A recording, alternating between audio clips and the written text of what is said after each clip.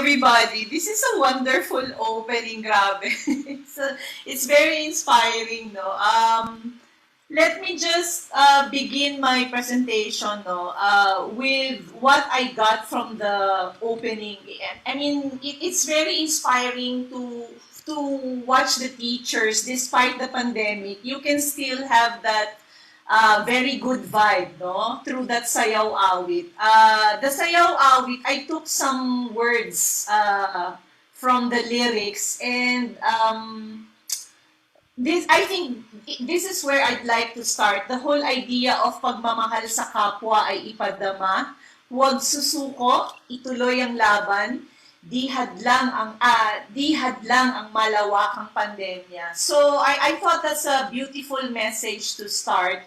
And I realized that, I mean, teachers are happy people, no? So if we could just give or always be consistent, giving that good vibe to everybody, I think maybe the world could be a better place to live in for everyone. So thank you very much for that wonderful video, and of course the impressive introduction. I was surprised.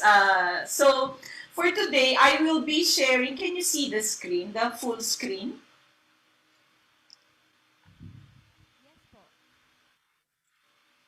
Yeah. You can see the full screen, right? Yes.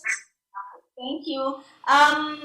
So for today, I was asked to talk about whole of community approach to teaching GCED. And I think the introduction, the sayaw awit, and Isabella hosting this is an example of engaging a community to integrate and learn about GCED, no, global citizenship education. So let me just reiterate 2 points when it comes to global citizenship education. First, that global citizenship education is an education for transformation. It is a kind of approach that is transformative, no?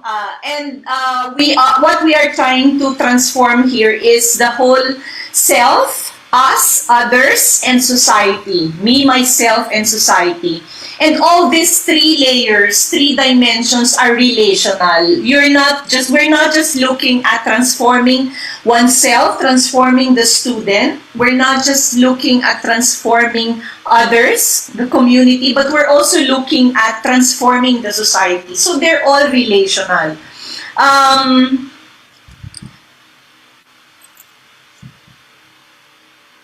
So they're all relational, no? Wait, it's not. There's a delay, no?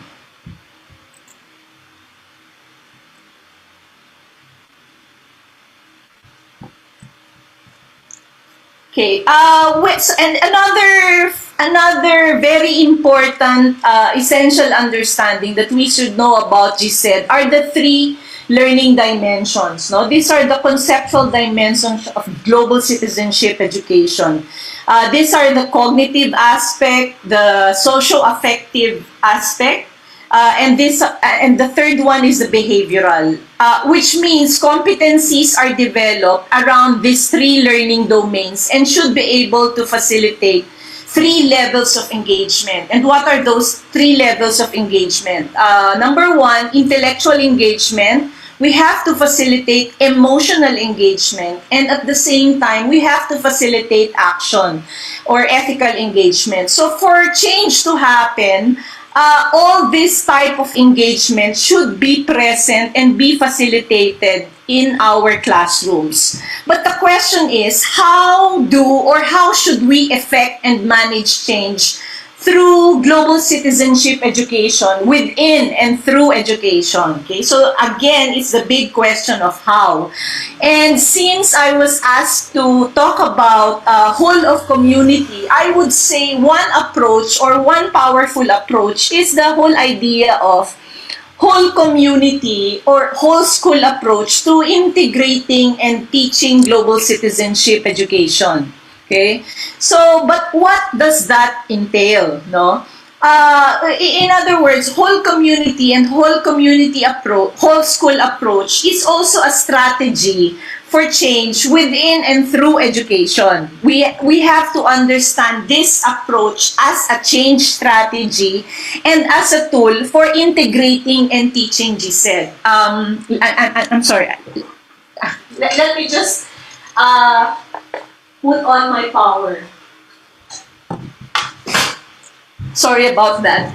Okay, so it is both a tool for teaching and integrating GCED, but it can also be used as a change strategy to foster change within and through education. No, first let's look at what is a community. Who is the community? No, so when we look at community, this is a group of people living either in the same area or a specific location. That's one qualifier. Or it could also mean a group of people sharing common characteristics, interests, or goals. So that is how we define or we understand community.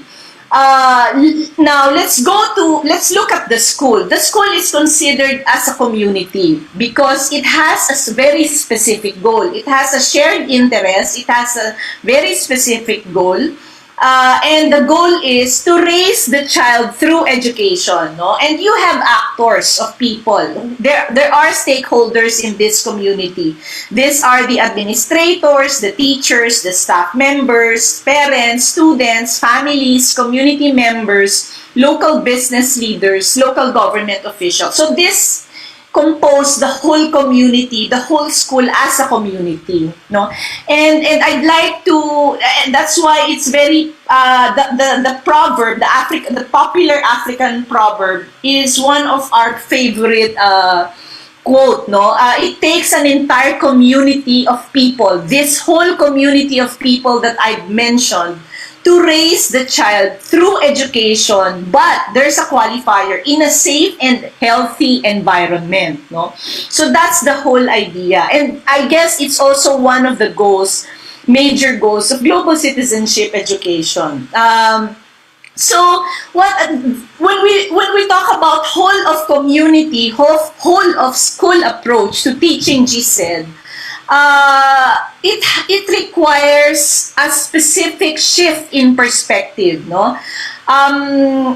Before we can even migrate or adopt whole community approach, there has to be a precondition to adopting this type of approach to teaching GCED. And what is that? We have to understand and shift our mindset to systems thinking perspective. Remember that whole community, whole school approach is shaped by systems thinking. Therefore, the need to understand that basic roots, no? So let's go to systems thinking perspective first before I move to whole school whole community approach, because it's as a precondition, no? So what is systems thinking? It is actually a learning theory for businesses and management developed by Peter Senge in 1990 or 1991. Okay, so there is this very powerful book, a very meaningful book that changed the whole perspective of management theory in businesses and management. It's called the fifth discipline. What are those? There, according to Senge, there are 5 disciplines in management or in business, no? In managing a business. Number 1 is a shared vision. The second discipline is mental model. You need to have a specific organization or a corporation has to have a mental model. Team learning should be part of the company or the organization. Personal mastery should be part. And the 5th discipline he called as the systems thinking. Systems thinking is like the integration of all the rest of the discipline. So it's developed by Peter Senge. No? In Peter Senge's words, he said that the way we see reality and process information is often wrong. Okay? Listen, I mean, you have to understand, it is often wrong. We keep viewing the world in the same way over and over again when we should be responding to situations in different ways, no? Because the world is constantly changing, what he is saying is that we should also adjust according to how the world is changing right before us or how it unfolds right before us. For the managers and for leaders, they need to turn their organizations or their company into a learning organization. So that's his idea of system thinking. And another educator also discussed systems thinking, and according to Michael Fulan, at the heart of a learning organization, there has to be a shift of mind. Once we decide as an organization or as a system or as a community to adopt systems, there has to be a shift of mind from seeing ourselves as separate from the world or seeing ourselves in fragments to being part of the connected or being part or connected to the world. This resonates well with the whole idea of global citizenship education, the whole idea of interconnectedness. Another point is that from seeing problems, so another shift is from seeing problems as caused by something out there to seeing our own actions create the problems we experience. So in systems thinking, we are part of the problem, no? We contribute, we create, we contribute, therefore we can do something about it, no? Fulan also defined a learning organization as a place where people are continually discovering how they create their reality and how they can change it. So, in other words, we believe in people's autonomy to be able to look, analyze their reality, create their reality, imagine, recreate, reimagine their reality, or do something about it if there is something wrong with it. So that's the whole idea of learning organization. So what then is systems thinking? No?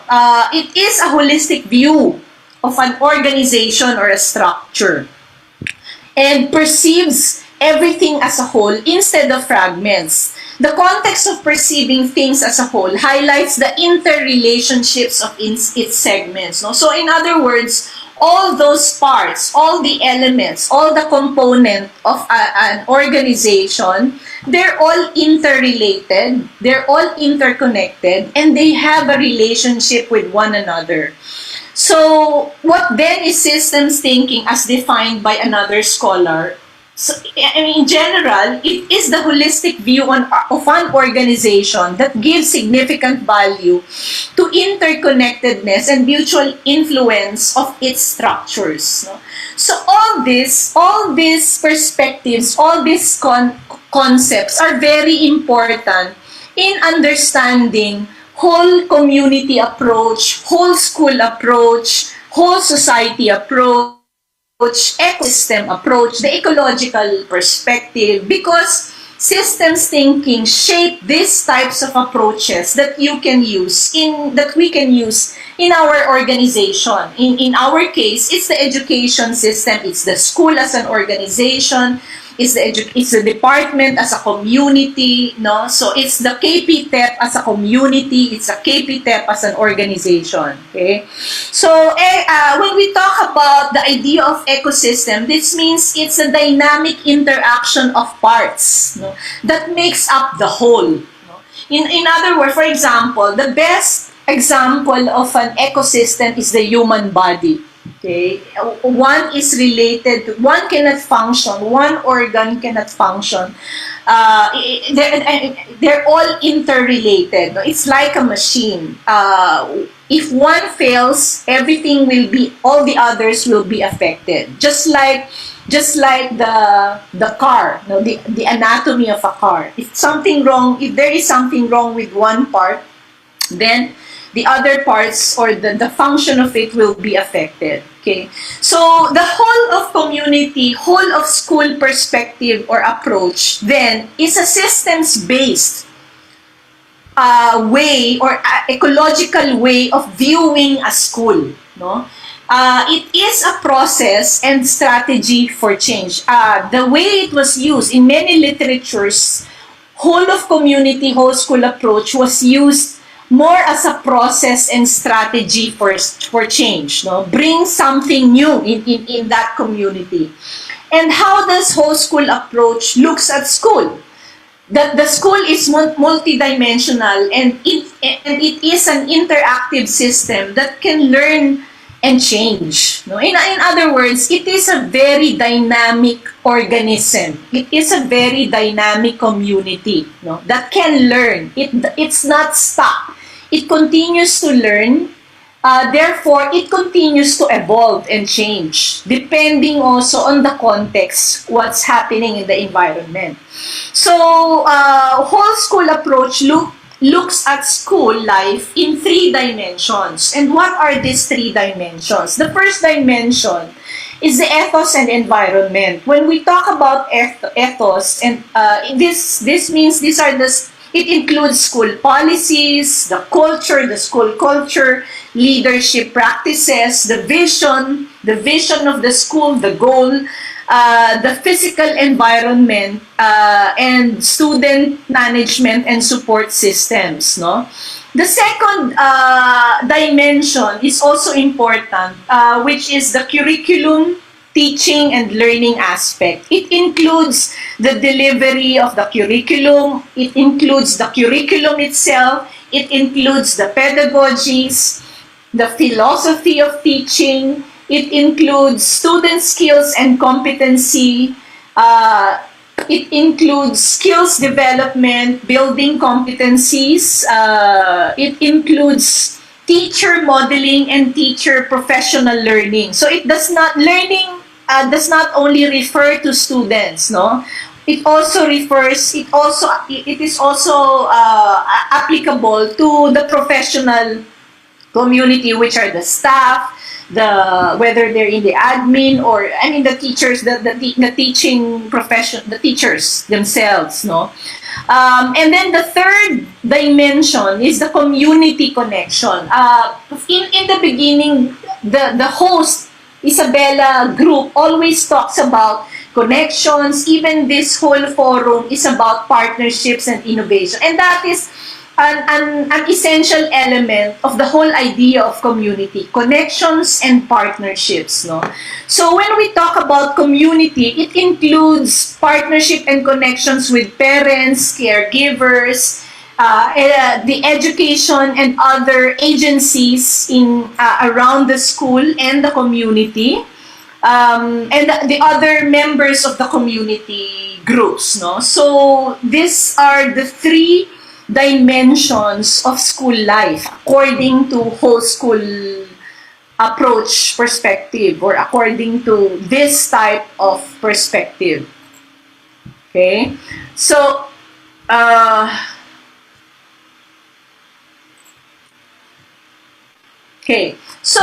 what are the preconditions for change? If global citizenship education is about change, and if whole school approach is about a process or a strategy for change, what are the conditions for change? There are 2 conditions, no? Number 1 is consistency. As a school or as teachers in your classroom, or as curriculum developers, whatever role you do in the education system, there has to be consistency in approaches and messages promoted across those 3 dimensions that I've just mentioned. No? Second precondition for change is the whole community, all the actors, no, all the structures, all the people in that community has to have a shared vision for change. What are the areas of change that we want to effect? And how do we manage change? What are the goals that we want to achieve? No? What are the outcomes that we want to happen by doing this? No? So when comes to integrating GCED, there are 5 considerations. No? When we integrate or teach global citizenship education through whole community, whole school approach, there are 5 considerations. Number 1, we have to look at school leadership, instruction. There has to be some tweak, nuancing, or changes in how we run schools. What does it mean? Leaders have to be globally conscious as well, because globally conscious leaders create globally conscious schools. So it starts with leaders. And who are the leaders? These are the superintendents, those who are in the supervisory positions, principals, no? So it's important that we do something with our own leadership, no? What is our perspective of leadership? What is our vision of leadership? Second consideration is the teaching and learning. No? When we talk about curriculum, it's not just about integrating GCED in lessons, no? The GCED lens in a specific lesson. Global citizenship education isn't in your curriculum until it is across curriculum. So when you teach GCED, when you integrate GCED, try to consider to make it across the curriculum. I know some of you are in the classroom teaching level, but this is especially this point, especially those who are into curriculum development, no, or even in the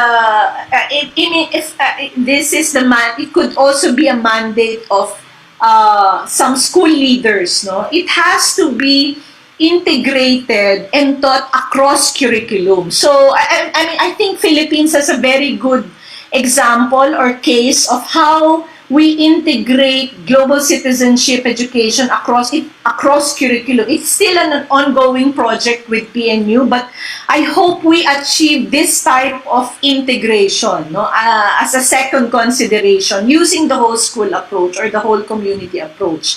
Another consideration is the whole idea of how do we do our extracurricular activities, no?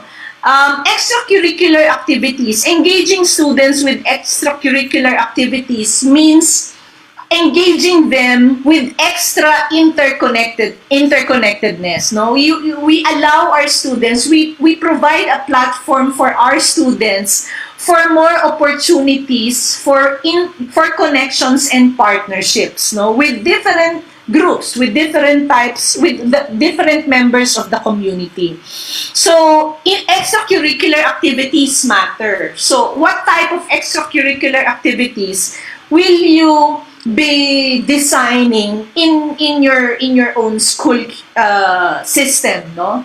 So, another consideration, another area is the whole idea of community and school and community relationships. So, this is where partnerships and connections come in.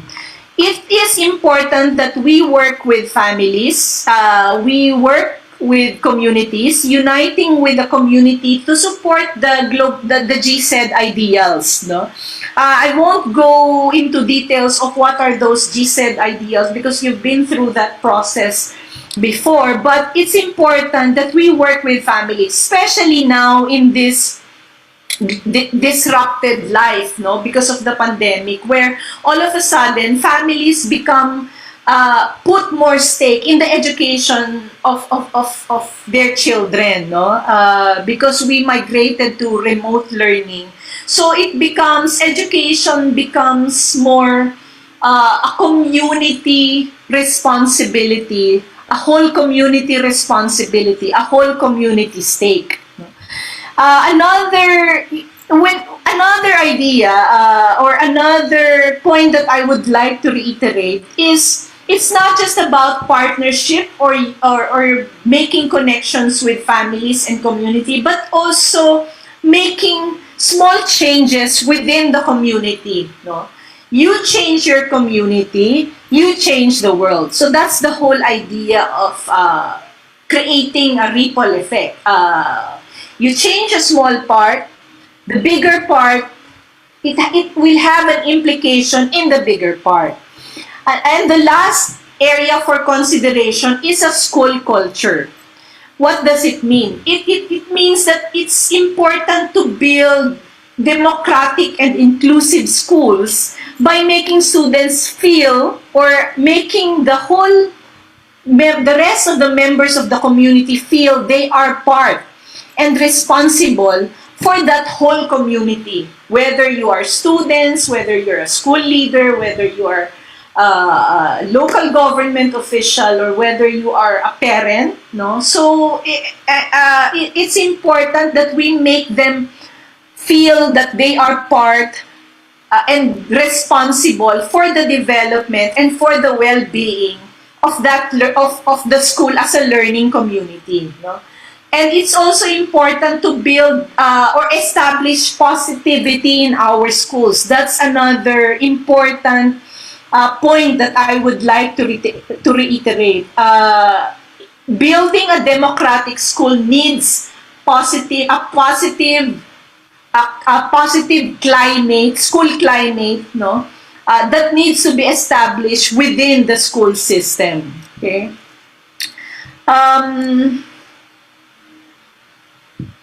There is a delay. Okay. So, applying whole school approach in global citizenship education is very appropriate, since global citizenship education involves the active participation of the students in activities and issues that address global issues. Okay? Whether it is political, whether it is social, whether it is environmental issue, students can practice addressing these issues in their education. No? The school can build a learning and training ground for the students in establishing a more complete comprehension of how global citizenship should be developed in each individual. So that is why it is best to approach whole community. I mean, this is our new advocacy, no? It is best to approach global citizenship education using whole community, whole school approach, no? It needs to be adopted in schools, okay? So, and what are the key elements? When we say we need to adopt whole community, whole school approach, what are the key elements? I mentioned it's important that we establish a supportive, safe, and inclusive school culture, no? A positive school climate. The second element is strengthening socio-emotional learning. No? We need to design school-based programs that highlight socio-emotional learning and respect for differences, respect for different identities, respect for different perspectives, respect for different opinions, no? Or respect for different ways of knowing, no? So that is why a diversity of pedagogies is also needed, is also an important factor in strengthening socio-emotional learning within our system. And the other element is, again, community partnership. We build partnership. It's important to build partnership with the whole community. No? So I think I should end my sharing, no, a sharing of whole school, whole community perspective, and I hope it helps for you to think, rethink, imagine, reimagine. How would you like to continue? How would you like to pursue global citizenship education through this learning community? KPTEP as another platform, as another learning community for pursuing GCED. Salamat po, thank you, and padayon lang.